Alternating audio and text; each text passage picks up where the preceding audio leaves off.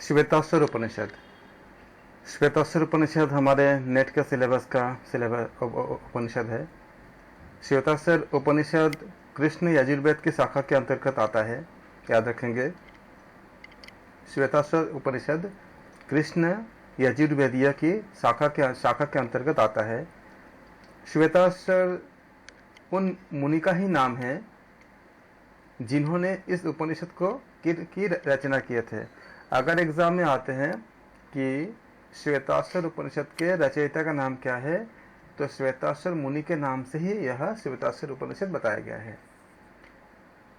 श्वेताश्वर शब्द का जो ये व्युत्पत्ति का अर्थ होता है, श्वेत मतलब क्या होती है, सफेद, और अक्षर आपका अश्वत्तर मतलब होती है घोड़े के जैसा छोटा प्राणी जिसको हम खच्चर कहते हैं के दृष्टिकोण से, कि श्वेताश्वर का अर्थ क्या होती है। श्वेत का मतलब सफेद होती है और अश्वत्तर मतलब होती है खच्चर, यानी ऐसा प्राणी जिसके पास हो ऐसा मनुष्य। इसका दूसरा भी एक अर्थ होता है कि श्वेत मतलब निर्मल भी होता है, जिसमें कोई मल न हो, क्योंकि निर्मल जब होते हैं तब हम सात्विकता की तरफ बढ़ सकते हैं, प्रभु के दर्शन की तरफ हम बढ़ सकते हैं। तो श्वेत का अर्थ क्या होता है, निर्मल होती है, और अश्वत्थ का अर्थ इंद्रिया भी होती है। तो ऐसे इंद्रिया जो निर्मल हो वो क्या होती है, आपका श्वेताश्वर होती है। कठोपनिषद में हमने देखा था कि शरीर को क्या कहा था, इसमें रथ कहा गया था। शरीर को रथ की आत्मा को रथ के भीतर के बैठे हुए जो रथ के स्वामी है वो बताए गए थे, और इंद्रियों को क्या बताया गया था, घोड़े की समान बताए गए थे। उसमें मैं बताया गया था कठोपनिषद में, इंद्रियानी हया नाहु, अर्थात घोड़ों को काबू में रखने की कठिनाई तो हम सब जानते ही हैं। यदि वो वश में रहता है तो आपके अश्व आपके मित्र भी बन सकता है। इसलिए यदि वश में रहे तो अश्व आपके मित्र भी बन सकते हैं, जो हमें भगवद गीता में भी बताया गया है और आपका कठोपनिषद और अन्य कई उपनिषद में बताया गया है। पर वश में न रहने पर, अगर मन हमारे वश में नहीं रहते तो क्या होता है, पर वश में न रहने पर वे हमको ही यानी आपको ही क्या करते हैं, गुलाम बना देते हैं। इसलिए मन को वश में रखना बहुत आवश्यक है। कि इसमें बताया गया है कि मन अगर वश में नहीं रहने से वह हमको ही गलत राह में ले जाएगा, यानी कि हमको ही उसका गुलाम बना देगा। तो इन श्वेताश्वर मुनि ने अपने इंद्रियों को वश में कर लिए हैं, वे स्थिर रचित हो गए हैं, ऐसा अर्थ होता है। याद रखेंगे श्वेताश्वर उपनिषद में 6 अध्याय हैं। प्रत्येक अध्याय में 16, 17, 21, 22, 14 और 23 मंत्र है। यानी पहले में 16, सेकंड में 17, फिर 21, 22, 14 और 23। कुल मिलाकर कितने मंत्र है, 113 113 मंत्र है। कुछ प्रश्नों के साथ उपनिषद का प्रारंभ होगा, जैसे कि विश्व का कारण क्या है। हम जानते हैं ना कि सांख्य में हमने पढ़ा था कार्य कारण सिद्धांत। हमें किसने बनाया है, हम कहाँ से आए हैं, अंत में हम कहाँ जाएंगे, हमें कभी सुख और कभी दुख क्यों होता है। उपनिषद कहती है सारे विश्व का कारण ब्रह्म ही है, ब्रह्म की पारमार्थिक सत्य है। ब्रह्म को ही परमात्मा भी कहते हैं, क्योंकि जो कुछ यहाँ अस्तित्व में है उस सब का आत्मा वही तो है। जीवात्मा जो अलग अलग दिखाई देते हैं, उनके जो अलग अलग नाम और रूप दिखते हैं, वे तो केवल उपाधि मात्र होते हैं। वो केवल उपाधि मात्र ही है। वह तो परमात्मा के ऊपर केवल एक आरोपण की तरह है। वास्तव में सभी जीवात्मा परमात्मा के रूप में ही है, परमात्मा के ही रूप है। तो इस प्रकार, और हमको ये याद रखनी है एग्जाम्स के लिए, श्वेताश्वर उपनिषद में कहते हैं कि जीवात्मा जो अलग अलग दिखाई देते हैं, उनके जो अलग अलग नाम और रूप दिखते हैं, वे तो केवल उपाधि मात्र ही है। पर तो परमात्मा के ऊपर केवल वो आरोपण है। वास्तव में सभी जीवात्मा परमात्मा के ही रूप है। जब हम अपने आप का परमात्मा के रूप में साक्षात्कार करेंगे, तब जन्म मरण के फेर से, या फिर जन्म मरण के जो साइकिल है, मतलब जन्म मरण के फेरे से छूट जाएंगे।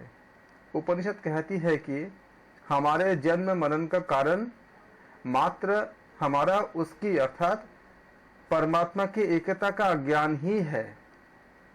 यह द्वैत ही दुख का, द्वैत मतलब जो दो, हम बोलते हैं ना कि परमात्मा और हम अलग है, ये द्वैत हो गया। तो द्वैत ही क्या हो गया? दुख अर्थात बंधन का कारण है। और अद्वैत जब हम एकीकृत होते हैं तो मुक्ति का कारण है। जीवन का लक्ष्य ज्ञान प्राप्ति और अद्वैत साक्षात्कार ही है, वही मुक्ति है। आप कुछ चीजों का आप इसमें कनेक्ट कर सकते हो। देखो, द्वैत ही दुख का कारण है। इसको अगर हम सामान्य भाषा में समझे ऐसे तो इसका बहुत गूढ़ अर्थ भी होती है, बहुत ज्यादा गहराई होती है।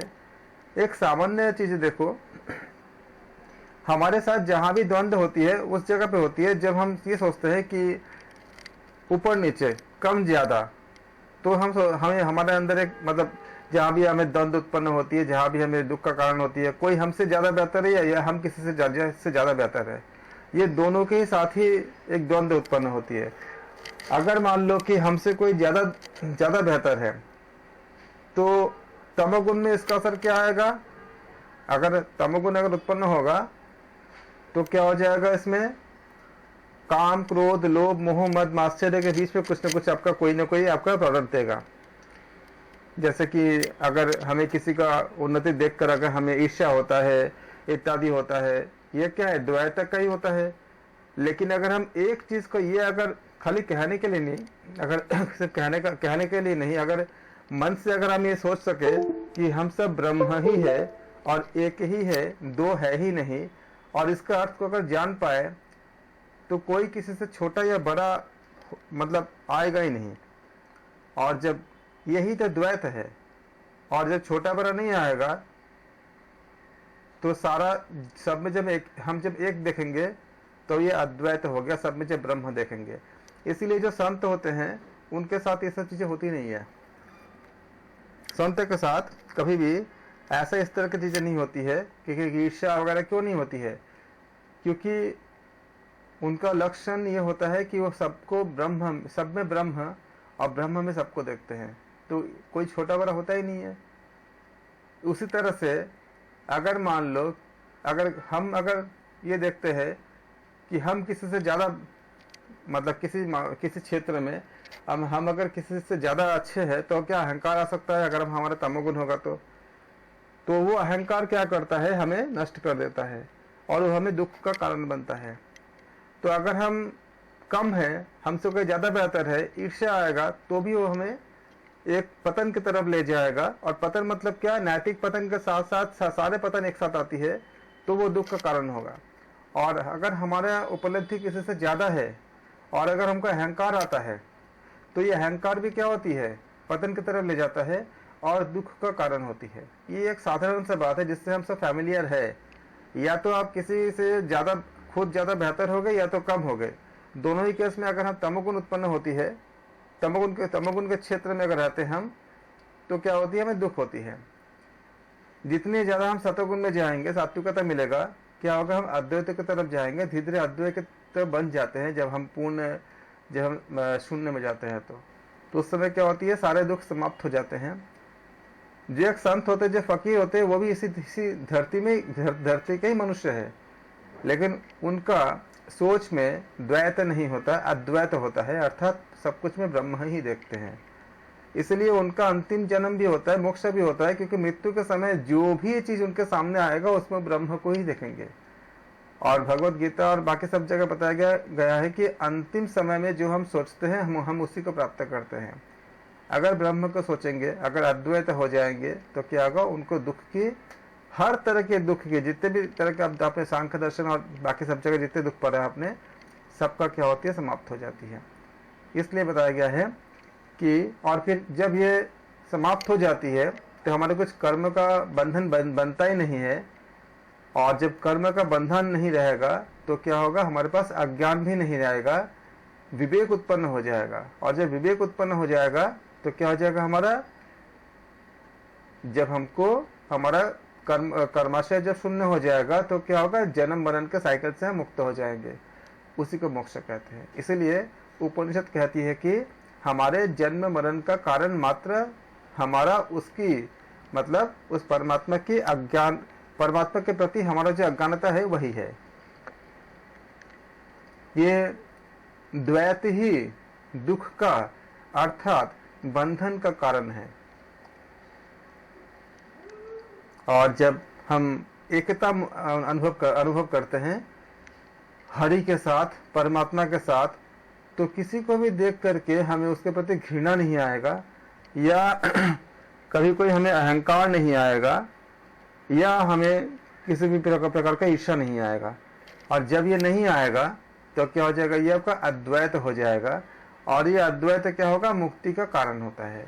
अर्थात जीवन का लक्ष्य ज्ञान प्राप्ति और अद्वैत साक्षात्कार ही होता है। अर्थात अद्वैत का साक्षात्कार करना, अर्थात उस ब्रह्म को महसूस करना, अंतर्मन में समझना, मतलब उनको साक्षात्कार करना, उनको फील करना। जब ऐसा होता है तो उस समय क्या होती है, मुक्ति होती है। ये इसको उपनिषद का जो हम इसमें अध्ययन करेंगे। ओम सहना भवतु सहनो भुनक्तु, ये आपका शांति पाठ है। और इसी के साथ आपका जैसे आगे के पिछले के जो हम जितने भी उपनिषद के थे तुम्हें, उसके आधार पे ओम सहना भवतु सहनो भुनक्तु सह वीर्यं करवावहै, ये आपका पूरा शांति पाठ है। और ओम शांति शांति शांति से समाप्त होती है। जिसके जैसे इसमें बताया जाता है कि ब्रह्मचर्या के प्रेमी ऋषि लोग एक बार मिल करके क्या हुआ था, परस्पर पूछने लगे कि विश्व का कारण क्या है। ये प्रश्न तो आज भी है, विज्ञान के सामने भी है। तो ऋषि के सामने ये प्रश्न थे और आपस में चर्चा करने लगे, विश्व का कारण क्या ब्रह्म है? हम कहाँ से आए हैं? हम कहाँ से आए हैं? जब आए ही हैं तो हमें जिलाने वाला कौन है? अंत आने पर हम कहाँ जाएंगे? हे ब्रह्मज्ञ लोग, हमें नियम में रखने वाला कौन है कि जिसकी वजह से हम सुख या दुख, या ऐसा कह सकते कि हम सुख या दुख के विषय बन जाते हैं? कौन है वो? कौन हमें नियम में रखते हैं? आप देखो कितने सटीक प्रश्न है। और इस प्रश्न का उत्तर अगर देखो ढूंढोगे, अगर आप किसी पहाड़ में कभी चले जाओ और अगर आप एक पत्थर के नीचे कभी देखोगे, उसमें भी कुछ कीट पतंगे दिख जाएगा आपको, कुछ कीड़े वगैरह। अगर पत्थर को कोई हटाता है तो वो सारे कीड़े जो है वो स्वस्थ होते हैं, उनको भी आहार तो मिलता है। उसके लिए आहार वहां पे कौन इकट्ठा करता है? बिना आहार के तो जीवित नहीं है वो। तो इसी का प्रश्न है कि जब आए ही हैं तो हमें जिलाने वाला कौन है? आज हम तो चलो हम मान लेते हैं कि हम उपार्जन करते हैं, हम कहीं से खरीदते हैं खाने को, हम इसका कृषि करते हैं, एक साइकिल है, एक सिस्टम है खाना खाने का। लेकिन उन सब प्राणियों के लिए जिनको उनको भी अपने अस्तित्व का पता नहीं है, लेकिन जो जो चाहिए, जहाँ जहाँ चाहिए मिल जाते हैं सारे, और एक पर्टिकुलर हिसाब से मिलते हैं। कौन करता है? अंत आने पर हम कहाँ जाएंगे?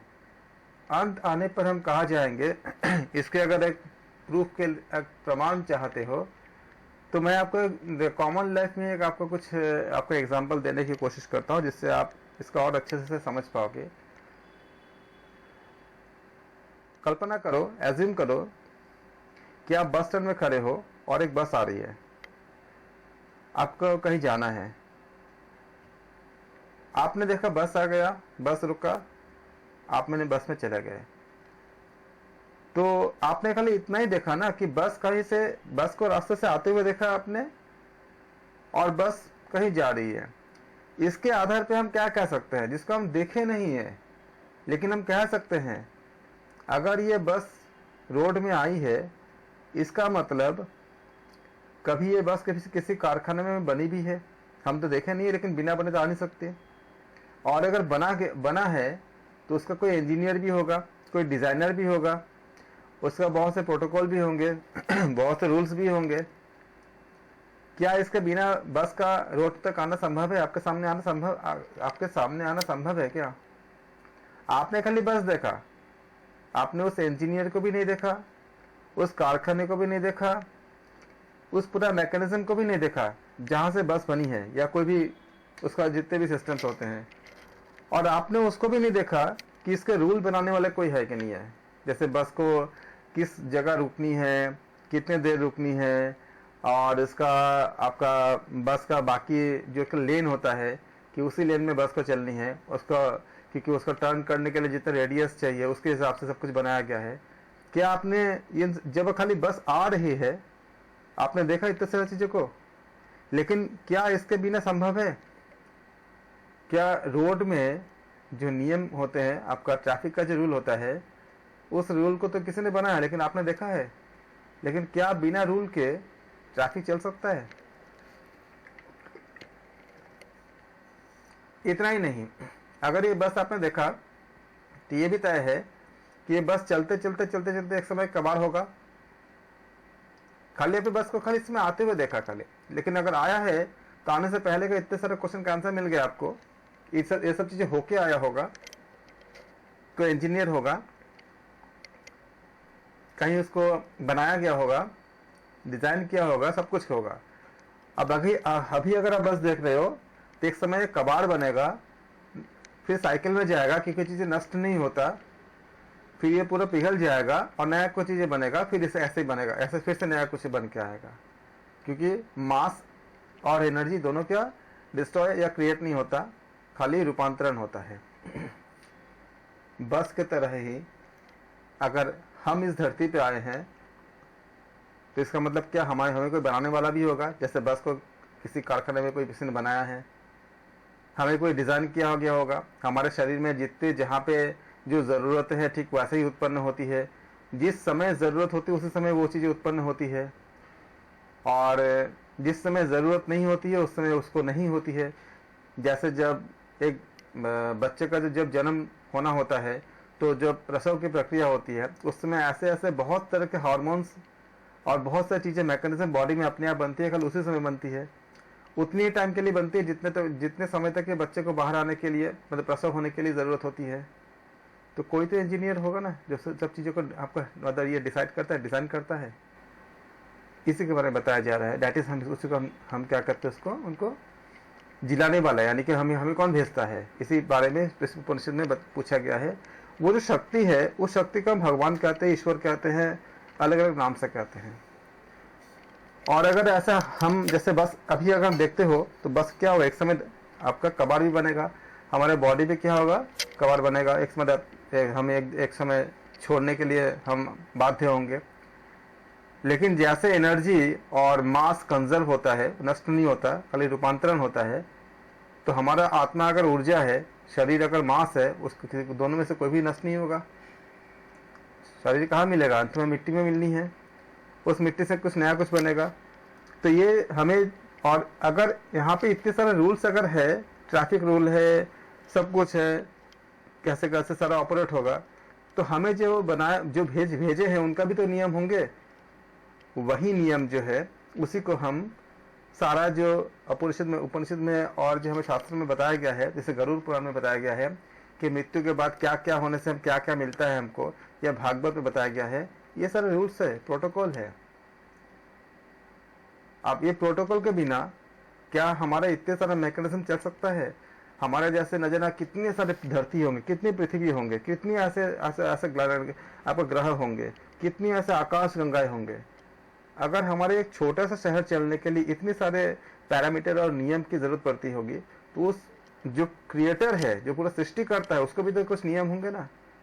अगर उसी नियम के अंतर्गत अगर उसका नाम नरक, स्वर्ग इत्यादि इत्यादि दिया गया है तो सही है वो, क्योंकि उसके बिना तो हो ही नहीं सकती ना। तो इसका मतलब सारा कुछ है।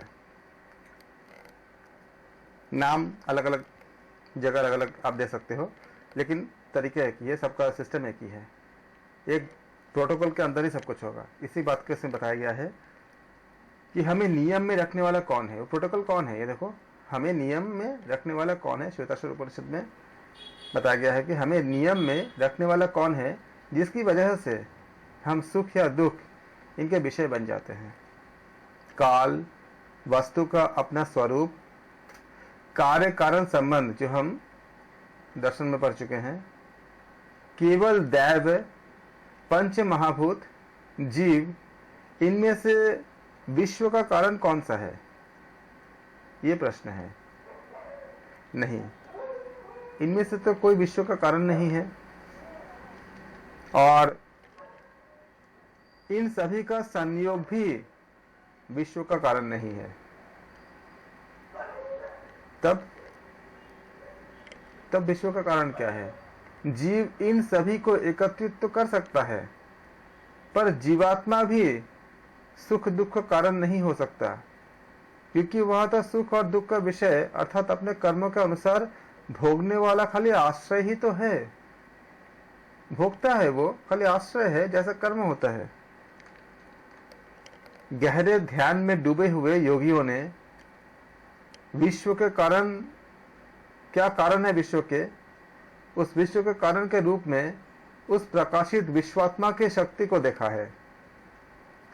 वह अपनी त्रिगुणात्मिका माया, सतगुण, रजगुण, तमगुण, तीनों गुण, त्रिगुणात्मिका माया से अपने आप को ढक देता है। आपने दर्शन में भी पढ़ा है आपने कि प्रकृति त्रिगुणात्मक होती है, और सतगुण, रजगुण, तमगुण, इसी के माया से हरि सारा कुछ सृष्टि को चलाते हैं।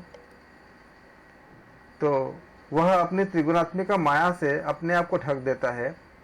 वही एक और अद्वितीय आत्मा उपयुक्त तो सभी कारणों और जीवों को भी अपने वश में रखता है। क्या बताया गया है? वह अपनी त्रिगुणात्मिका माया से अपने आप को ढक देता है। वही एक और अद्वितीय आत्मा उपयुक्त तो सभी कारणों और जीव को भी अपने वश में रखता है। उस एक नेमी, यानी कि उस एक नेमी परिधि वाले सत्व, रजस, तमस रूप में 3 प्रकृति गुणों से घिरे हुए, जिसमें याद रखिएगा एग्जाम के लिए 16 कलाओं का पर्यवसन होता है। 16 कलाओं का पर्यवसन होता है, और ऐसे 50 आरो वाले, 20 छोटे आरो वाले, 6 अष्टकों वाले तथा एक ही पाश से युक्त 3 मार्ग वाले पाप पुण्य के निमित्त भूत एक मोह वाले संसार चक्र रूपी ब्रह्म को उन्होंने देखा है। इस मंत्र में विश्व की व्यवस्था को एक चक्र के रूप में बताया गया है। इस नेमी चक्र को बांध कर जो रखते हैं, यानी रखने वाले परिधि ही क्या होती है? प्रकृति है। श्वेताश्वर उपनिषद के अनुसार इस मंत्र में विश्व की व्यवस्था को एक चक्र के रूप में बताया गया है। इस नेमी चक्र को बांध कर रखने वाला परिधि ही प्रकृति है। इसके 3 वृत्त क्या क्या होती है? 3 गुण, अर्थात सत, रजस और तमस, ये 3 गुण हैं। परिधि के सिरे का उस छोर का क्या होता है? इसमें जो छोर का जो जोर होती है वो 16 कलाएं होती है। ये 16 कलाएं प्रश्न उपनिषद के जो हम 6ठे प्रश्न देखे थे हमने, उसके अंतर्गत 4थे और 5वें मंत्र में बताई गई है। और ये 50 ये अंतःकरण के वृत्तियों के भेद होते हैं। विपर्य, आसक्ति, तुष्टि, ये सब इसके 50 भेद होते हैं। 20 सहायक अरो में 10 इंद्रिया, 5 विषयों और 5 प्राणों का समावेश होती है। चक्र में अष्टक किसे कहा गया है?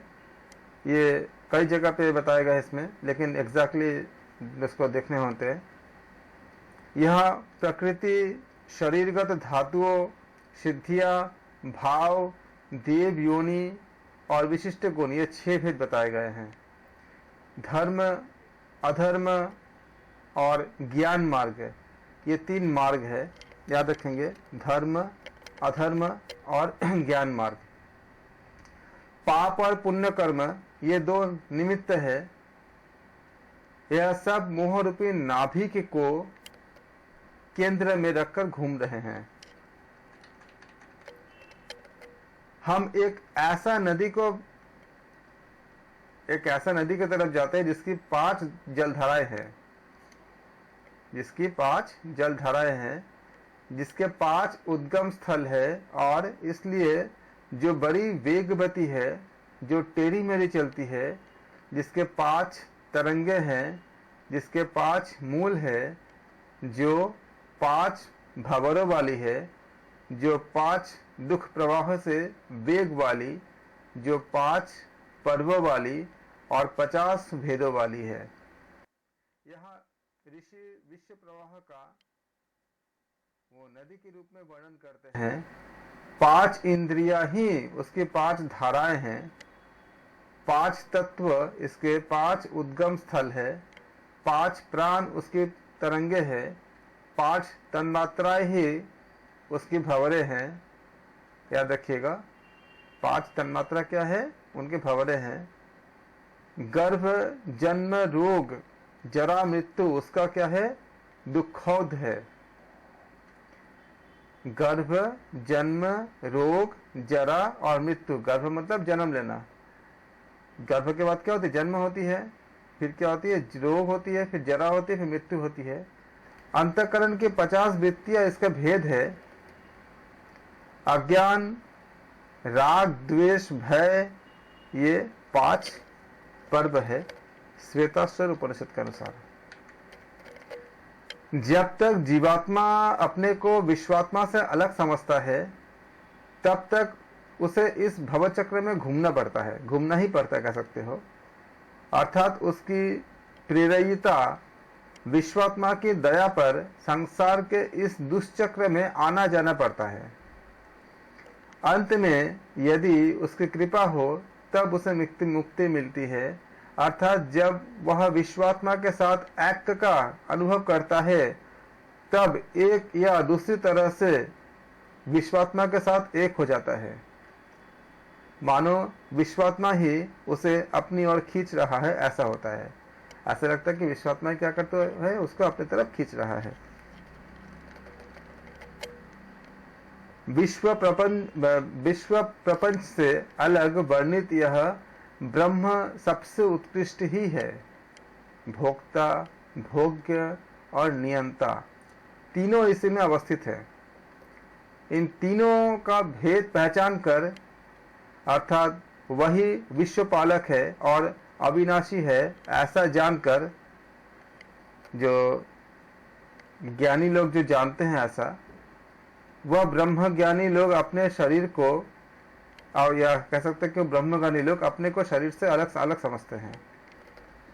ब्रह्म ही सबसे अनुच्युत है, ऐसा जानकर धीरे धीरे वे ब्रह्म में मिल जाते हैं और फिर उनके लिए जन्म नहीं होता। विनाशशील और अविनाशी, व्यक्त और अव्यक्त। विनाशशील और अविनाशी यानी व्यक्त और अव्यक्त दोनों एक दूसरे से घनिष्ठ रूप से संलग्न है, क्योंकि ईश्वर ही दोनों का आधार है। वास्तव में ईश्वर ही समग्र सृष्टि का अवलंबन है। जीवात्मा अपने दिव्य स्वरूप के अज्ञान से अपने को भोक्ता मानकर बंधन में पड़ता है, परंतु वही जीवात्मा जब अपने को ब्रह्म रूप में जान लेता है, तब वह मुक्त हो जाता है। सर्वज्ञ ईश्वर और अज्ञानी जीव दोनों क्या है, जन्म रहित है। प्रकृति ही जीवात्मा के लिए भोग्य पदार्थ उत्पन्न करती है। विश्वात्मा तो अनंत है और इसलिए वह साक्षी मात्र ही है, वह अकर्ता है। भोक्तृत्व, भोगत्व और भोग, ये तो जीव के ही है। जीव, माया और विश्वात्मा, इन तीनों को जब साधक एक समझ लेता है तब वह मुक्त हो जाता है। क्या बताया गया है? जीव, माया और विश्वात्मा, श्वेताश्वर उपनिषद के अनुसार इन तीनों को जब साधक एक समझ लेता है तब वह क्या होता है? मुक्त हो जाता है। प्रकृति यानी भौतिक विश्व तो विनाशशील है और अज्ञान नाशक परमात्मा विश्वात्मा तो क्या है? अविनाशी और अक्षय है। वही दिव्य विश्वात्मा सकल विश्व को और जीव को नियमबद्ध रखता है। यदि उस विश्वात्मा का ध्यान किया जाए तो उस संबंध के द्वारा मनुष्य धीरे धीरे उसके साथ ऐक्य का अनुभव करेगा। ऐसा होने पर माया की वैश्विक पकड़ क्या होती है? ढीली पर जाती है और मनुष्य क्या होती है? मुक्त हो जाता है। अर्थात यदि उस विश्वात्मा का ध्यान किया जाए तो उस संबंध के द्वारा मनुष्य धीरे धीरे उसके साथ, उस ब्रह्म के साथ एकता का, ऐक्य का अनुभव करेगा।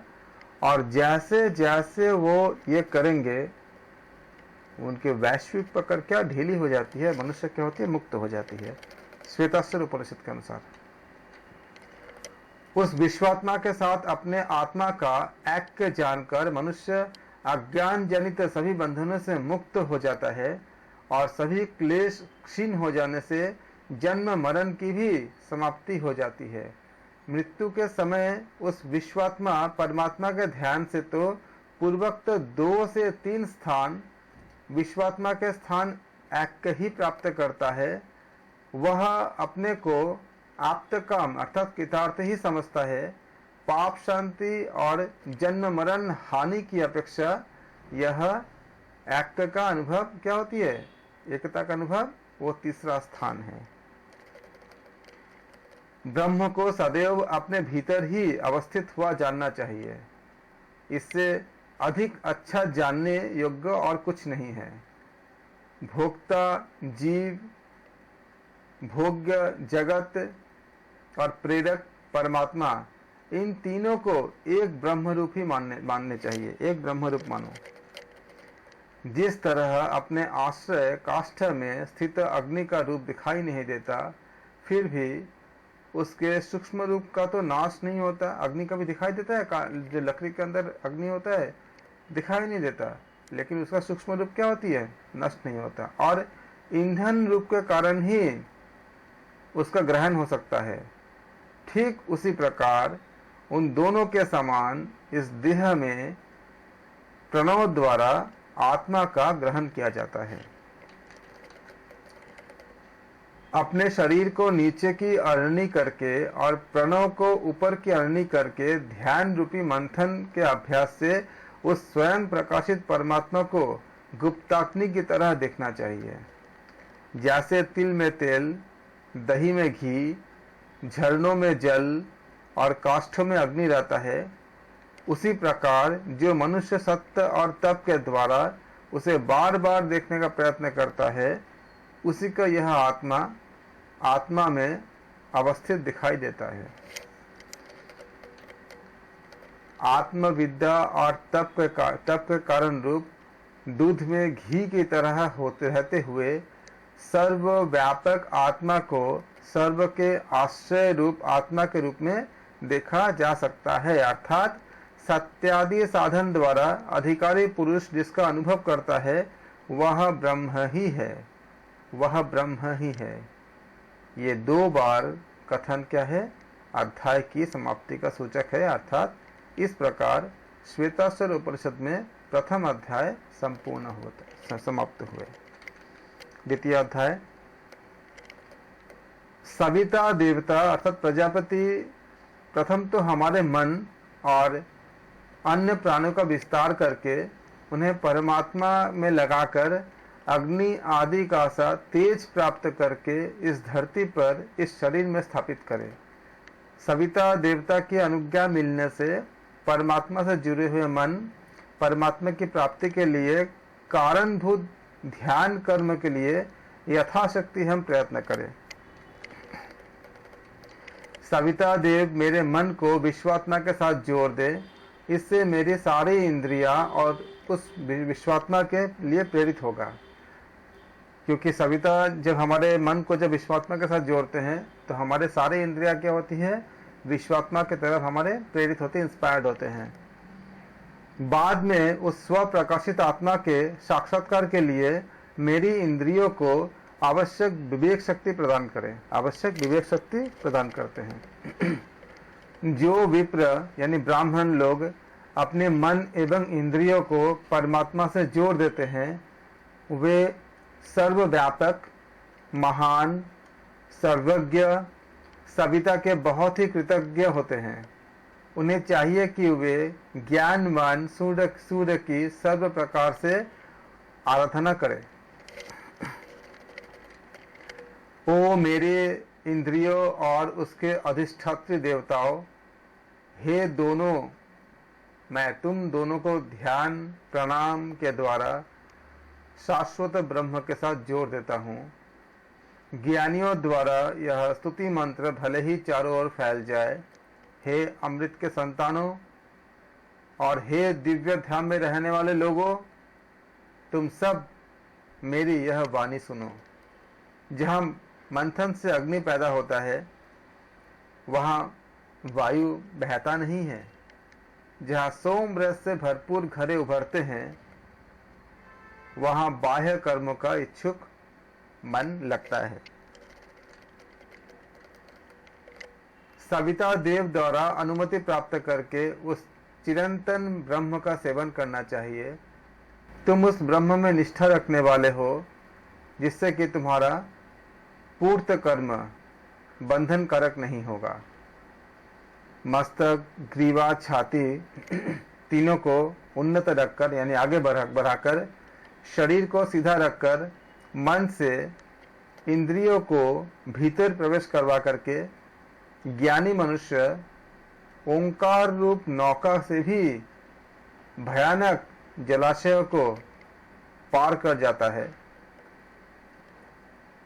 मतलब यहाँ पे ओंकार रूप नौका एक तुलना है कि अगर हम ओंकार का ध्यान करेंगे तो जितने भी भयानक परिस्थितियां हो उसको हम पार कर जाएंगे।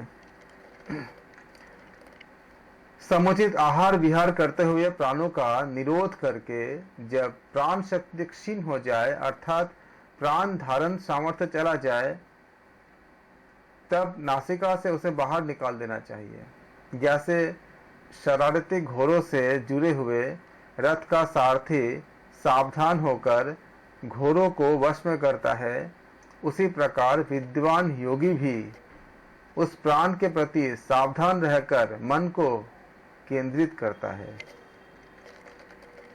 जो स्थान समतल एवं पवित्र हो, कंकर, आग, रेती और कोलाहल से तथा पनघट आदि से रहित होता हो, जो कि मन के अनुकूल हो और जो आँख को तकलीफ देने वाला न हो, ऐसा गुफा आदि वायु रहित स्थान में मन को परमात्मा के साथ जोड़ना चाहिए।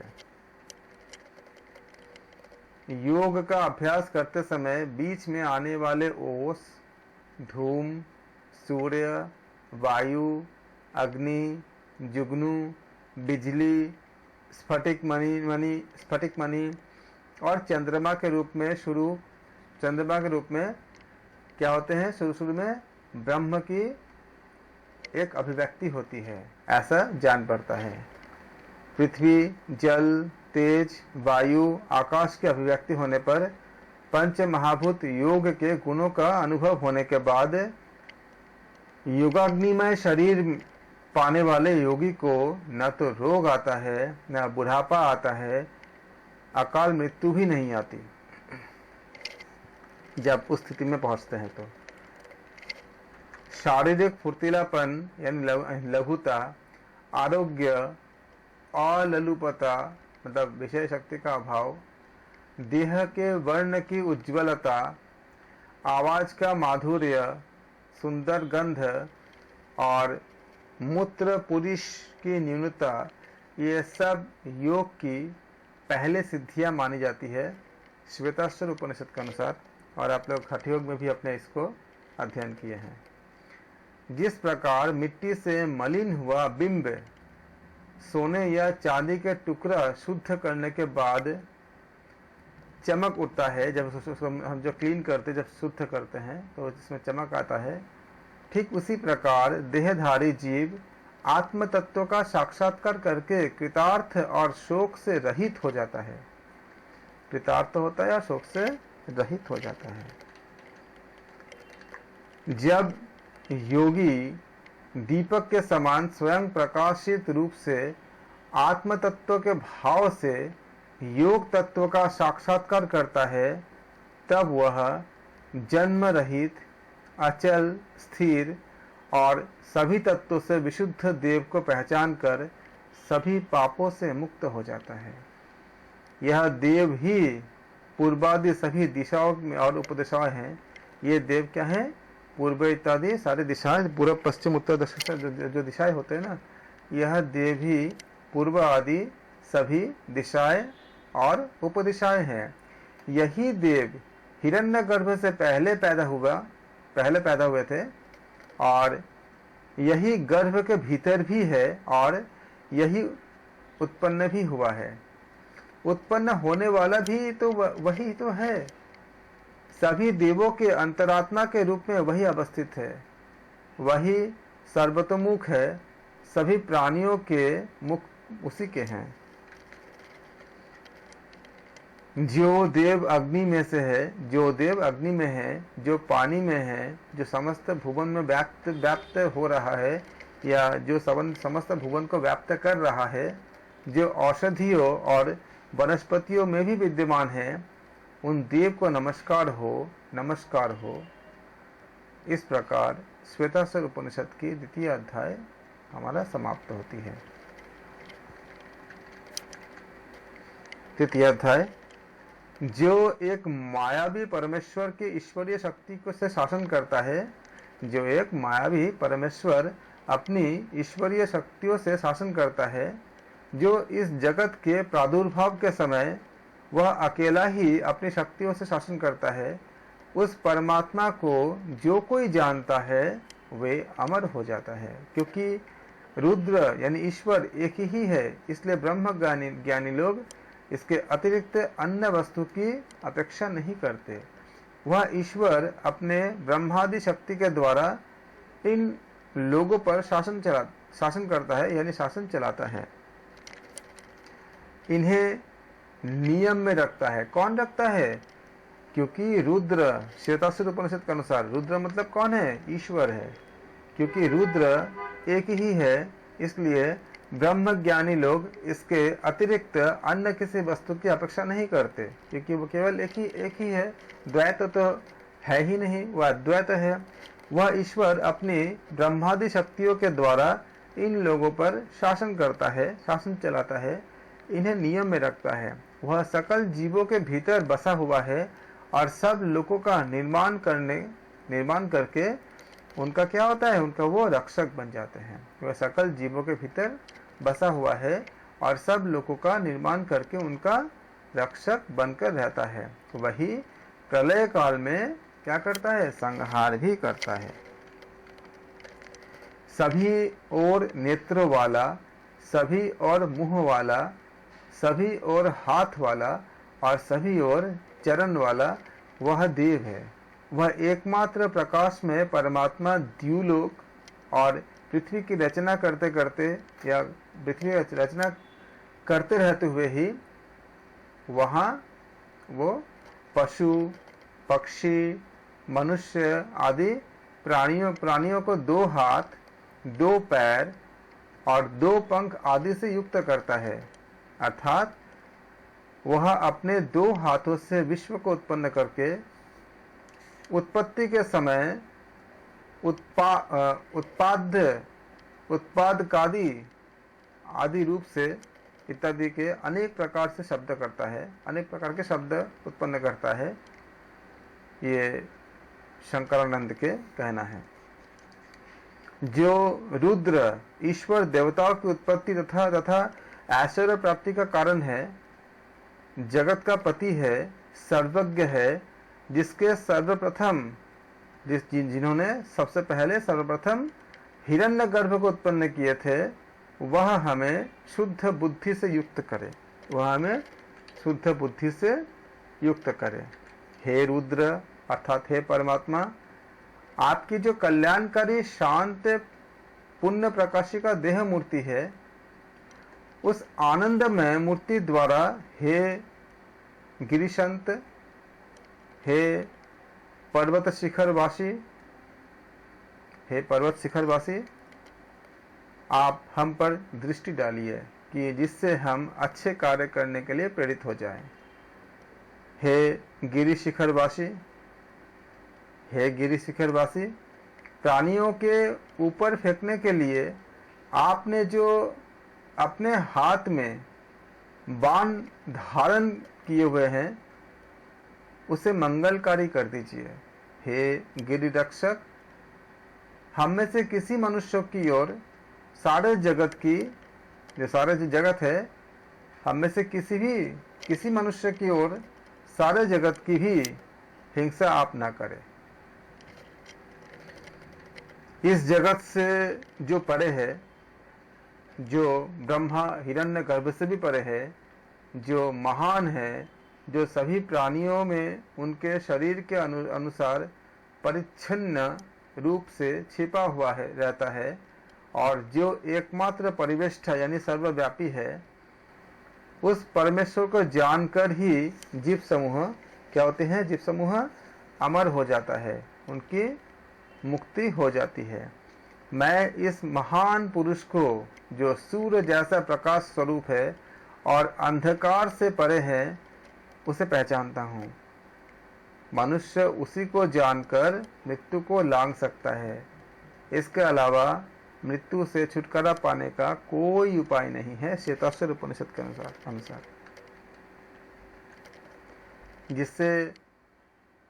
जिससे श्रेष्ठ अन्य कुछ है ही नहीं, और जिससे उसका छोटा और बड़ा भी कुछ नहीं है।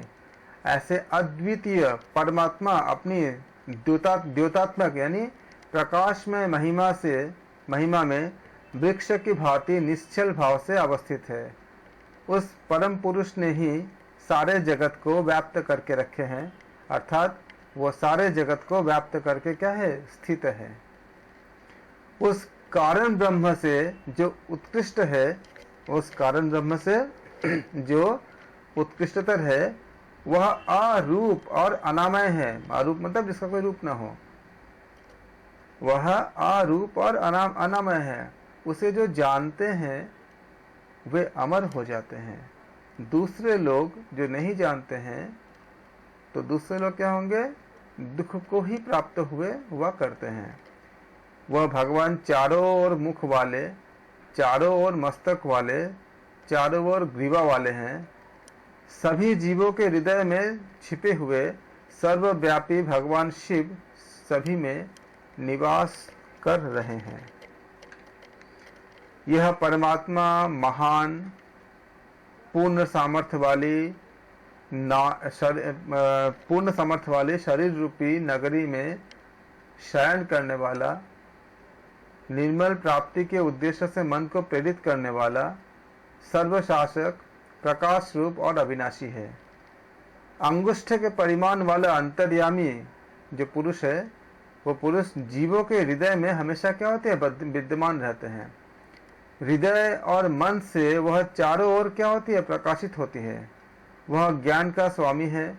उसे जो जानता है वो अमर हो जाते हैं। वह पुरुष सहस्त्र अर्थात अनेक मस्तक वाला है। भगवद गीता में चैप्टर नंबर 11 में 11 नंबर चैप्टर में विश्वरूप दर्शन में जब अर्जुन देखते हैं नारायण के मतलब श्री कृष्ण के विश्वरूप, तो उन्होंने भी ऐसा वर्णन करते हैं जो इसमें बातें बताए गए हैं कि सहस्त्र आँखों वाला, सहस्त्र मस्तक वाला, सहस्त्र पैरों वाला। आप जब उनका अध्ययन करेंगे आप देखोगे कि कितनी ज़्यादा आपका सिमिलरिटी है भगवद गीता के अलग अलग चैप्टर हमारे अलग अलग उपनिषद के साथ कितनी ज़्यादा मतलब समानता है। इसीलिए कहा गया है कि सर्वो उपनिषद गावः, सारे उपनिषद का अगर गाय है तो भोक्ता गोपाल नंदन, मतलब गोपाल नंदन मतलब श्री कृष्ण उनका भोक्ता है। उपनिषद का सारे ज्ञान भगवद गीता में भी आपको अलग अलग अध्याय में मिलते हैं। तो वह पुरुष सहस्र अनेक मस्तक वाला, सहस्र अनेक आंखों वाला, सहस्र पैरों वाला, वह भूमि के चारों ओर से व्याप्त करके दशंगुल तक, याद रखिएगा एग्जाम के लिए, दशंगुल तक, 10 अंगुल तक ज़्यादा आगे उसका अतिक्रमण करके भी अवस्थित है। जो कुछ भी भूतकालीन और भविष्यकालीन है और जो कुछ भी अन्न के द्वारा वृद्धि प्राप्त करता है वह ये सब पुरुष ही है, और वही अमृतत्व अर्थात मुक्ति का भी क्या है, प्रभु है। उस परब्रह्म के हाथ पैर सभी दिशाओं में है, उसकी आंखें मस्तक और मुख भी सभी दिशाओं में है, उसके कान भी सभी दिशाओं में है। इस लोक में वह सबको आवृत करके या सबको आवृत किए हुए स्थित होते हैं, अर्थात सबको अपने में व्याप्त करके क्या होते हैं, अवस्थित होते हैं। वह ज्ञेय अर्थात जो प्रमेय ब्रह्म सभी इंद्रियों और विषय के रूप में केवल भाषित ही होता है, परंतु वास्तव में वह सभी इंद्रियों से रहित ही है। वह सबका प्रभु भी है, सबका शासक है, सबका आश्रय है और यो कारण भी है। समग्र स्थावर जंगम सृष्टि आदि स्वामी ऐसा हंस स्वरूप यह परमात्मा ही देह अभिमानी होकर इस नवद्वार वाले 9 द्वार बताया गया है श्वेताश्वर उपनिषद में, जबकि कठोपनिषद में 11 द्वार बताए गए थे। 9 द्वार जानते हो, 9 द्वार क्या क्या होते हैं हमारे, 2 आँख, 2 कान, 2 नाक, 1 मुंह, 7 हो गए, और मल द्वार मूत्र द्वार 9 हो गए। तो समग्र स्थावर जंगम सृष्टि का स्वामी ऐसा हंस स्वरूप यह परमात्मा ही देह अभिमानी होकर इस नवद्वार वाले देह रूपी नगर में बाह्य विषयों को ग्रहण करने के लिए चेष्टा करता है। वे निर्विशेष ब्रह्म हाथ पैरों से रहित होकर भी वेगवान और ग्रहण करने वाला होता है या ग्रहण करने वाला है। आंखें न होते हुए भी वह देखता है, कान न होते हुए भी वह सुनता है। वह सभी ज्ञेय विषय को जानता है, पर उसको जानने वाला कोई भी नहीं है। उसी को महान प्रथम पुरुष यानी ब्रह्म कहा जाता है। भगवद गीता में भी आपको भगवान नारायण मतलब कृष्ण जी ये इसी बात को बताते हैं। वह आत्मा अणु से भी अणु और महान से भी महान है।